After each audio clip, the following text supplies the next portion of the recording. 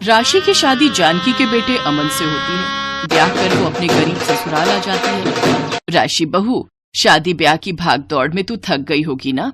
अब जा, आज रात तू निश्चिंत होकर आराम कर ले, क्योंकि असल मायने में ससुराल का सफर तो कल की तेरी पहली रसोई से ही शुरू होगा। खाने के नाम भर से ही राशि खौफ से भर जाती है और मन ही मन सोचती है, सासू माँ के मन में अपनी बहू के हाथ की रसोई खाने का कितना मन है, लेकिन तब क्या होगा जब उन्हें पता चलेगा कि मुझे तो खाना बनाना आता ही नहीं। फिर राशि अपने पति अमन के साथ कमरे में आ जाती है। कमरे की हालत बहुत टूटी फूटी थी और जमीन पर एक फटी हुई पुरानी चटाई बिछी हुई होती है। तभी अमन हिचकिचाते हुए कहता है, तुम तो जानती हो ना राशि, रोजी रोटी चलाने के लिए मैं रिक्शा चलाता हूँ, लेकिन फिर भी सारा दिन रिक्शा चलाकर मुश्किल से रोजी रोटी का गुजारा हो पाए, बस इतना ही कमा पाता हूँ। इसीलिए आज भी मेरा घर मिट्टी का ही है और मैं यहीं सोता हूँ इस चटाई पर। आपने मुझ जैसी लड़की को अपनाया जिसे हर कोई जले हुए हाथ होने के कारण ठुकरा देते थे, लेकिन मेरी इस कमी के कारण भी आपने मुझे अपनाया, यही मेरे लिए काफी है। अब आपके साथ तो मैं रूखा सूखा खाकर भी रह लूंगी। इतना कहने के बाद फिर राशि और अमन उस चटाई पर ही सो जाते हैं।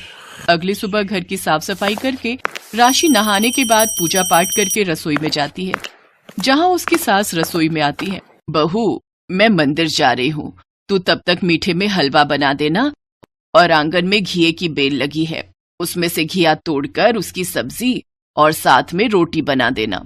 ये कहकर जानकी देवी मंदिर चली जाती है। ओफो, अब क्या होगा? अब तो माँ जी मुझे घर से चलता कर देंगी।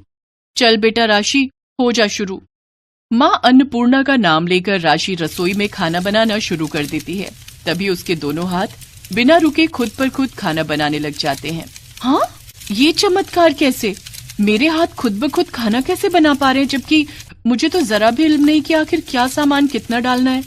कुछ देर बाद खाना बनकर तैयार हो जाता है और उसके हाथ खुद ब खुद रुक जाते हैं।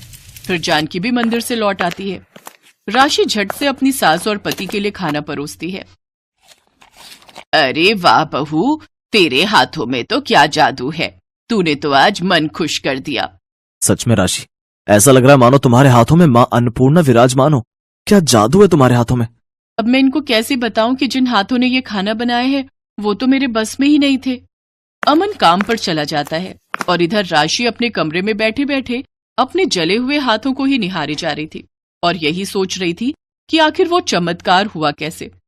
तभी एक तेज रोशनी प्रकट होती है और राशि की मरी हुई माँ उसके सामने प्रकट होती है। माँ तुम? अच्छा हुआ जो आप मेरे सामने आ गई। माँ, ना जाने आज मेरे हाथों को क्या हो गया, आज ये खुद पर खुद ही खाना बना रहे थे, जबकि आपको तो अच्छे से पता है आपके जाने के बाद सारा घर रजनी दीदी ने ही संभाल लिया था, और जब मैंने कोशिश की तो मेरे ये दोनों हाथ जल गए। तब से दीदी ने मुझे रसोई में कभी कदम ही नहीं रखने दिया। वही राज मैं तुम्हें बताने आई हूँ बेटी। दरअसल हमारे घर की बेटियों को पुरखों के समय से एक वरदान मिला था। कैसा वरदान माँ? तुम्हारी दादी परदादी माँ अन्नपूर्णा का रोज ध्यान करती थी और वो हर महीने की पूर्णिमा को भूखे भिखारियों को खाना खिलाते थे।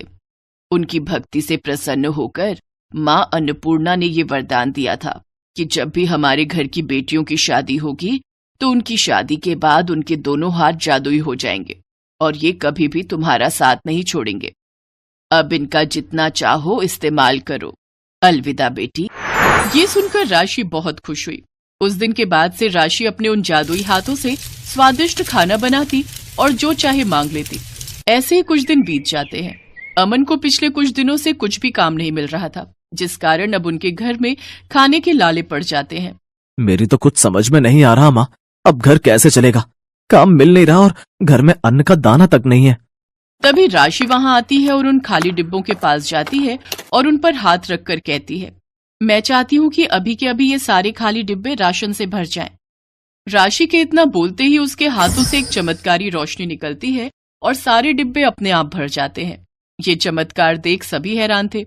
राशि बहू, मैंने सुना था कि बहू अपने ससुराल में लक्ष्मी होती है, लेकिन मेरी बहू तो जादुई हाथों वाली लक्ष्मी बहू है। एक रोज राशि जानकी के साथ बाजार जा रही होती है कि तभी वो देखती है कि एक बूढ़ा आदमी खाट पर पड़ा हुआ दर्द से कराह रहा होता है।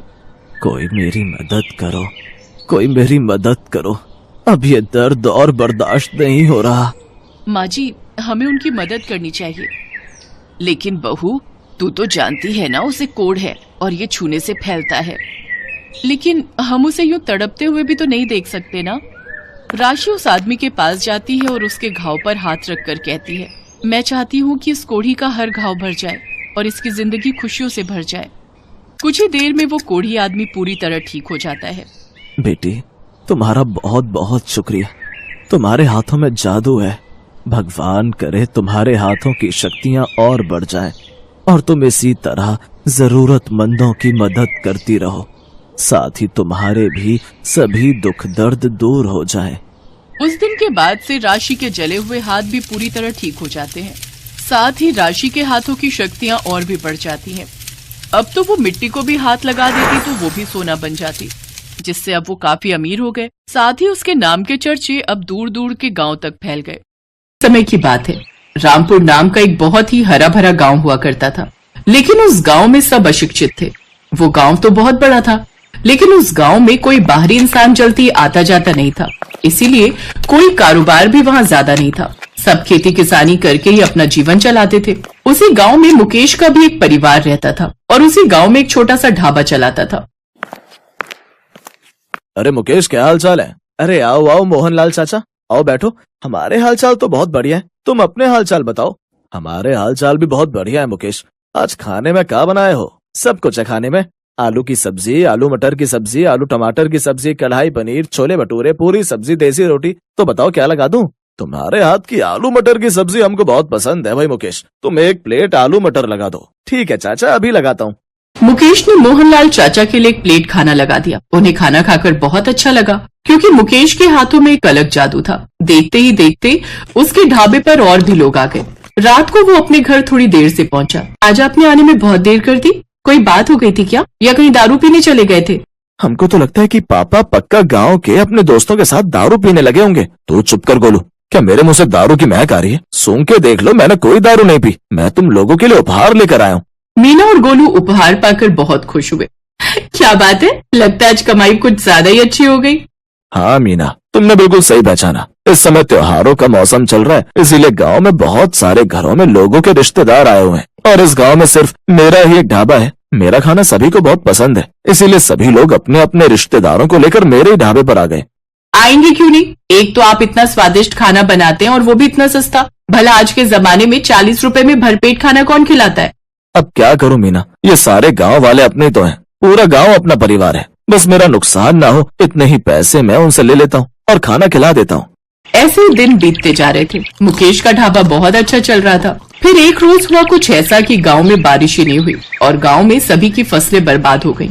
क्या बताऊं मुकेश, पूरे साल की मेहनत बर्बाद चली गई। कल्लू, हम लोगों की परेशानी कोई नहीं समझ सकता। सिर्फ एक खेती ही तो हमारा सहारा था, उसी के सहारे हमारा पेट पलता था, उसी के सहारे हम कपड़े पहनते थे। पर अब पता नहीं अगले साल के लिए हम लोग फसल उगा भी पाएंगे या नहीं।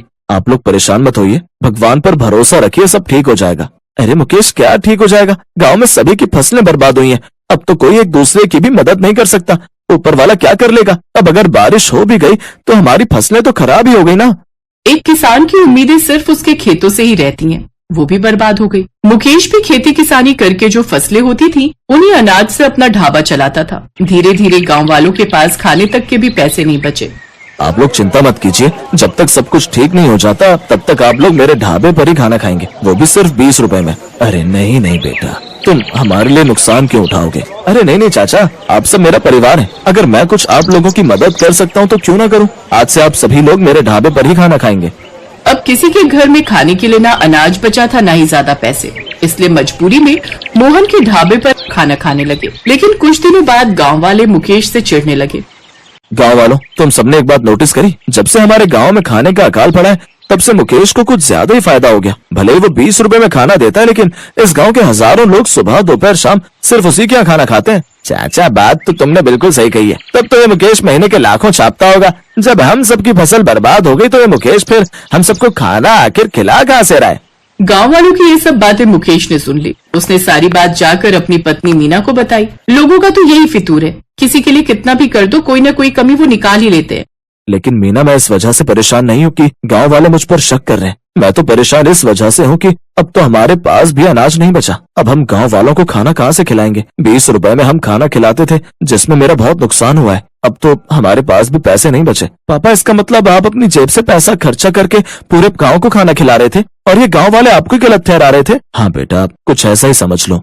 इस तरह कुछ दिनों बाद मुकेश के ढाबे पर भी खाना खत्म हो गया। फिर एक रात मुकेश करीब आधी रात में गांव के ही एक मंदिर में गया। हे ऊपर वाले, कुछ चमत्कार कर दे, वरना इस गांव का नामो निशान मिट जाएगा, सब मर जाएंगे।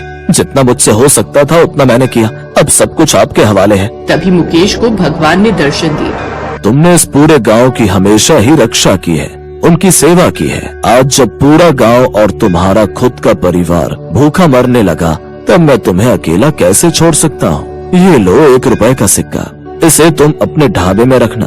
इससे तुम्हारे ढाबे में कभी भी खाना और अनाज खत्म नहीं होगा। सबको जी भर के खाना खिलाओ और मैं आशीर्वाद देता हूँ कि अगले सीजन में पूरे गांव की फसल बहुत अच्छी होगी।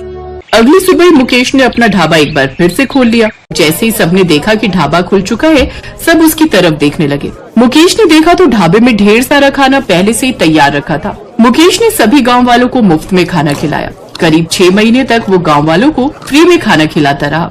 मुकेश बेटा, अगर आज तू हम सबको खाना न खिलाता तो ये पूरा गांव मर चुका होता। हमने तुझ पर शक किया, लेकिन तेरी ही वजह से आज हम जिंदा हैं। चिंता मत कीजिए, हम सब एक परिवार हैं और परिवार में लोग एक दूसरे पर शक भी करते ही हैं। कुछ महीनों बाद अगला सीजन आ गया और झमाझम बारिश हुई। सबने खेती किसानी की और सभी के खेतों में बहुत अच्छी फसल हुई। मुकेश, अब हम सबकी फसलें तैयार हो चुकी हैं, इसीलिए अब तू हम सभी को मुफ्त में खाना खिलाना छोड़ दे, वरना एक दिन तू सड़क पर आ जाएगा। अरे चाचा, तुम काहे चिंता करते हो? मेरे साथ ऊपर वाला है और जब तक मेरे साथ ऊपर वाला है तब तक ना ही मुझे कुछ होगा और ना ही मेरे पूरे गांव को। मुकेश भैया, अगर तुम पैसे नहीं लोगे तो हम लोग तुम्हारे ढाबे पर खाना नहीं खाएंगे। चलो ठीक है, हम खाने के पैसे लेंगे, लेकिन आप सभी को मेरी कसम है कि जितने रुपए मैं खाने के लूं उतने ही रुपए आपको देने पड़ेंगे। ठीक है भैया, जितने रुपए में भी तुम थाली लगाओगे उतने रुपए थाली हम लेंगे। अब मुकेश ने फ्री में खाना खिलाना छोड़ दिया और ढाबे के बाहर लिख दिया 1 रुपए में भरपेट खाना। अरे मुकेश भैया तो 1 रुपए में खाना खिला रहे। मुकेश भैया तो हमारे गांव के लिए भगवान से कम नहीं है। मुकेश के ढाबे में खाना कभी कम पड़ता ही नहीं था, इसलिए हजारों लोग रोज उसके ढाबे में ही खाना खाते थे, जिससे वो हजारों रुपए हर दिन कमा लेता था, जबकि वो खाना सिर्फ 1 रुपए में ही बेचता था।